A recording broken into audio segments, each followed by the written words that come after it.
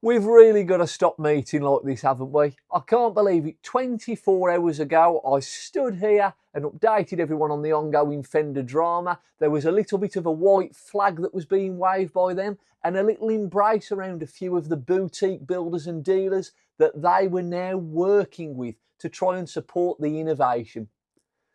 10 minutes after that video went live, we got the breaking news that PRS have also received their cease and desist letter.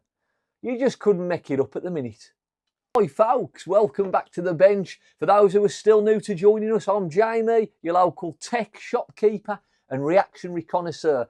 Of course, still bringing you updates on this Fender drama, which seems to be getting worse by the hour. I think we're just going to have a 24-hour live cam and I'll just stand here and update you as we go. What a 24 hours. We reported yesterday about the ongoing situation, which you saw at the start of the video. And yes, we are now talking today about the cease and desist that PRS have had regarding the John Mayer Silver Sky. We'll be back to that in just a moment. Anything I'm now about to read is going to be courtesy of the Guitar World interview, and it was Matt Owen that published this just over 21 hours ago.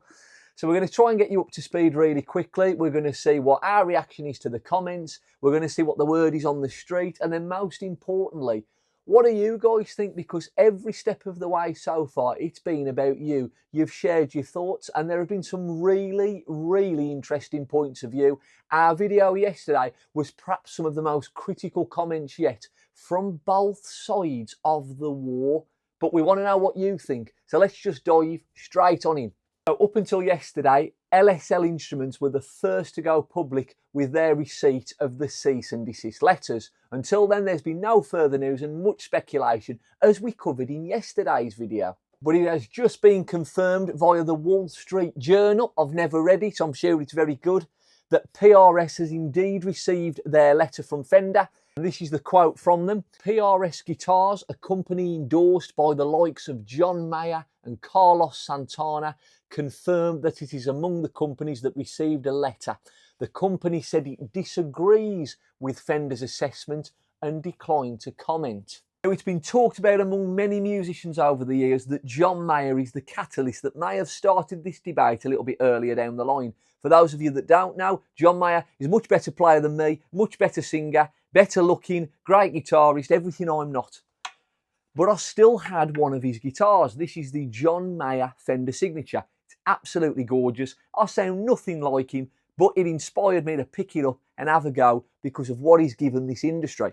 After the success of his Continuum album, he joined forces with PRS, leaving Fender behind, and from what we've seen online, it was over some artistic differences regarding the designs and the capabilities, so on and so forth. And just yesterday, Fender announced they wouldn't be going after two-horned guitars and double cutaways, and that the S-type shape, our Strat shape, would only need minor adjustments to pass from being an exact copy. A couple of things, and I don't have a PRS Silver Sky for reference, so I'm going to pop one up on the screen for you to see.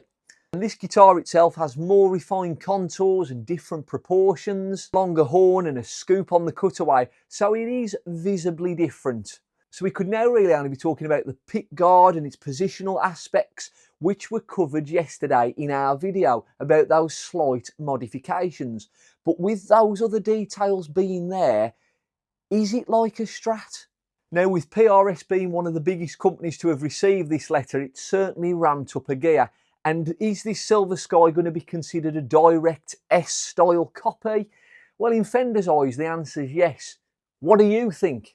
We very often hear PRS, the Silver Sky, which has become one of their biggest selling models. That arguably could be down to John Mayer and his presence. There is the man himself. As I said, a much better player than me, much better looking, better singing voice.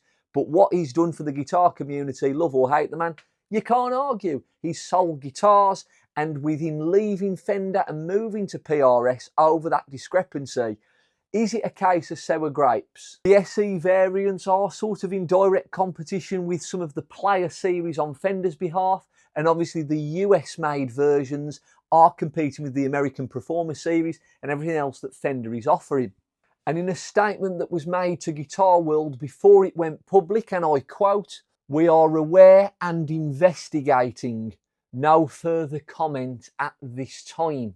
So what do you guys now think is happening in the offices of PRS and the offices of Fender? Just yesterday we were included to this warm embrace that Fender are now offering, a helping hand for these unique builders and companies.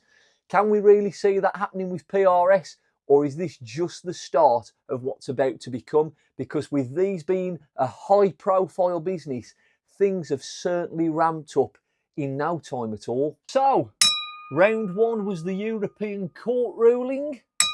Round two was the LSL first to get the cease and desist.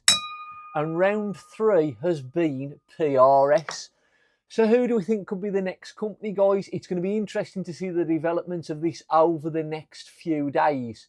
Because as we have said, the difference is on that Silver Sky versus the Stratocaster. And with what we know before, are we now edging to what Fender's long-term game plan might be?